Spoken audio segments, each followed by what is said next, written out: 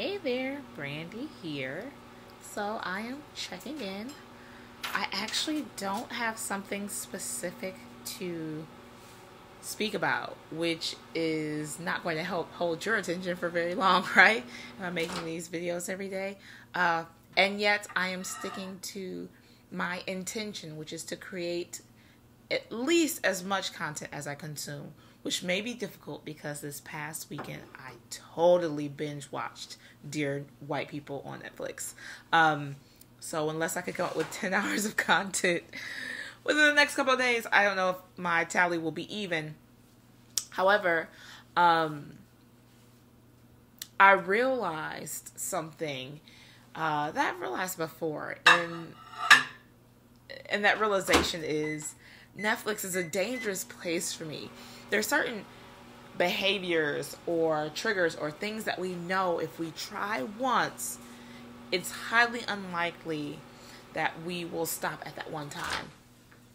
And so I know for me, for example, potato chips is one of those things. I actually had a coworker today who was eating a very small bag of chips and offered me some. And in politeness, I didn't want to take a lot, so I took one chip and ate it, thinking, well, there's no way that I'll possibly eat more because those are her chips, and I don't have any chips.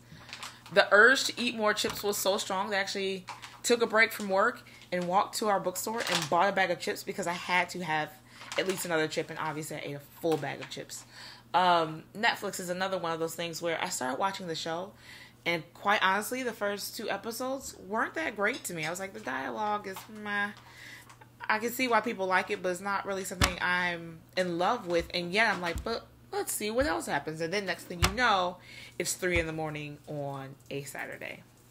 Which for those of you who have not watched past videos, my bedtime is somewhere between like 10 and 11. I'm trying to make it 10 or earlier so I can get up at 6 a.m. So it's a little disgraceful.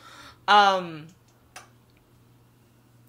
is making an interesting concoction in the kitchen right now. So please don't hate on me. I'm not hating. I'm just noticing your interesting concoction. Anywho, I say all this to say that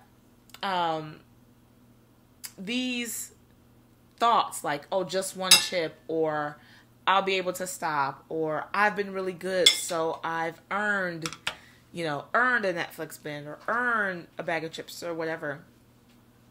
These really aren't helpful thoughts. It's not treating yourself to, deprive yourself of sleep.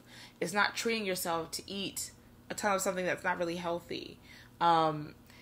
Indulgence is different from treating yourself or, rewarding yourself. And I think there is some work to be done in all of us, but I know especially me, in separating indulgence from treating or rewarding myself, because to treat or reward myself should be with things that are actually good for me, things I actually love, things that show love and honor to my body.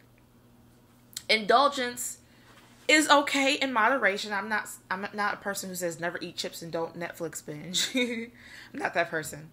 However, recognize that it is not a reward for doing good, because it undoes, for me, for example, if I was going to bed on time every day this week and then decide to reward myself by a late night, that really undoes the habit that I'm trying to build, right? Or if I eat clean for a really long time and decide to reward myself with ice cream or chips or whatever, that's really undoing that behavior. So it's counterintuitive to reward yourself with the opposite of the behavior you are trying to build. But if framed as an indulgence, which I believe this weekend's Netflix binge was, I didn't say, well, I earned it, or, because I worked hard during the week, or blah, blah, blah, blah. It was, I really want to watch this show, just check it out because people have mentioned it. And I don't have, something that I have to do in the morning, so I can still get my 8 hours of sleep. I'm going to indulge in this. Now, granted, I didn't plan on indulging for the entire series, but it was something I allowed myself to do without framing it as a reward or a treat or whatever. So these are some thoughts I'm sharing. Obviously, nothing lesson planned, or I'm not trying to influence or shift your paradigm right now. Just sharing some thoughts and insights. I want to share an activity that I did this past Friday with my Toast to You group that was really fun. We did an exercise I called an empowerment pinata.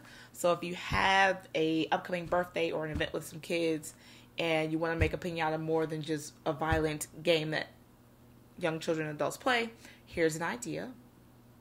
So what I did for the empowerment pinata was I stuffed this paper mache pinata with not only candy, but with a lot of positive affirmations. And this is something if you want to do for graduation too, maybe some inspiring quotes or, money or whatever it is you want to put in there to uplift children.